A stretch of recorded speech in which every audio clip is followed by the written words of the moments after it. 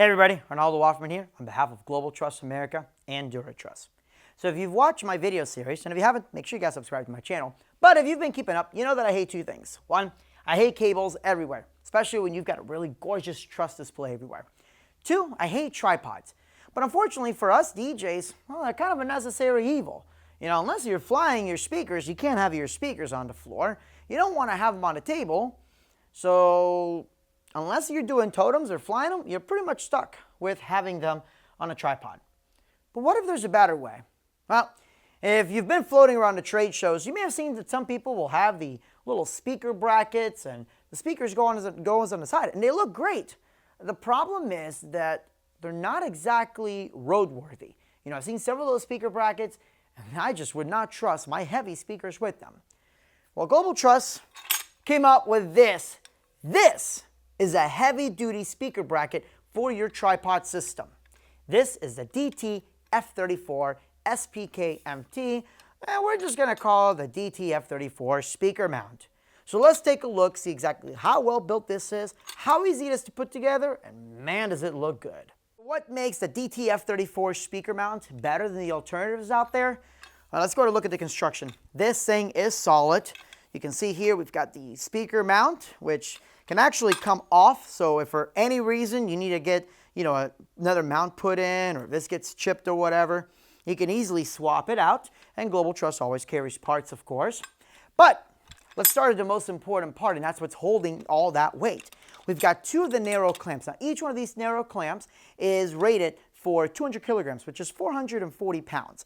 You will not be putting 880 pounds on this. First of all, I don't even think any speaker weighs that much. But even then, keep in mind, that if you're on a trussing and it's a very simple, let's say a 10 by 10 truss, I would not exactly put 800 pounds.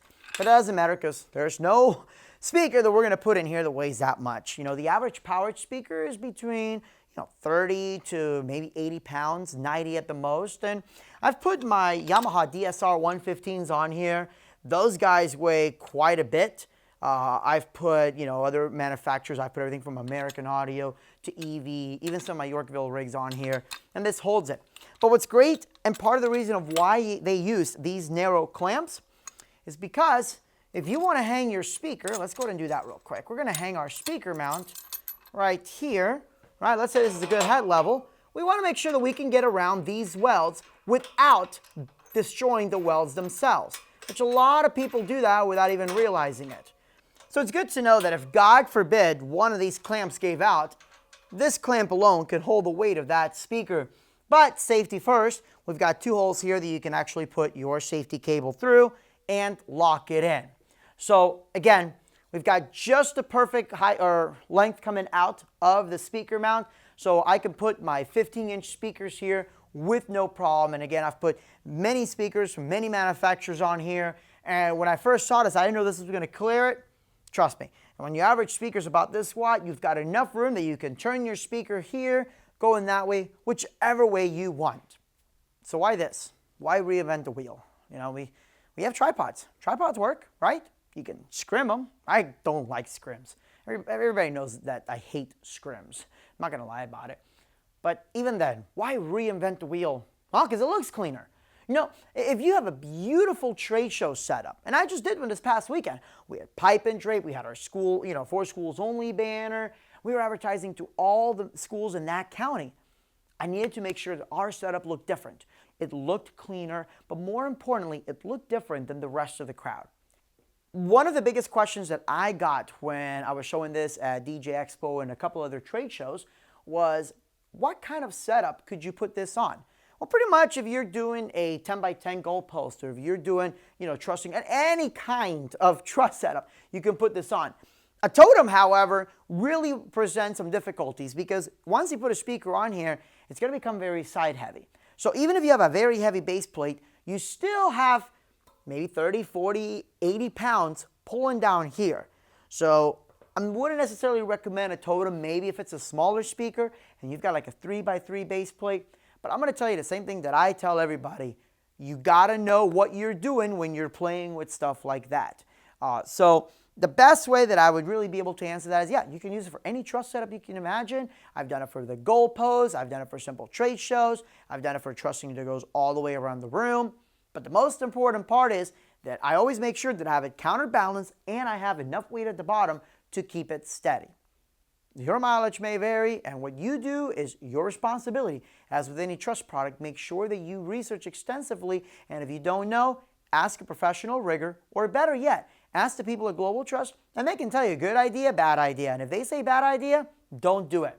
Even though this is a speaker mount, you can use it for other purposes. Let me give you an example. So we had our trade show booth that we did where for schools only was advertising to all the schools in the area.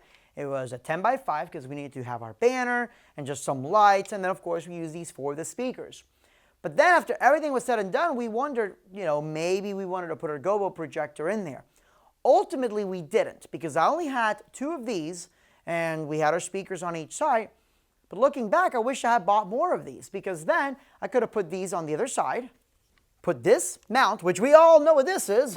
We put this speaker mount on here, lock it in, and then I can put my gobo projector. Well, why couldn't I put the gobo projector on top of the truss? Well, there was no clearance. The truss literally went right up to where the ceiling was. And I couldn't really put it underneath because we had the banners and I didn't want to block the banners. And yes, we could have had it coming out the side, but the way the gobo projector was, it just didn't fit the way I wanted it to.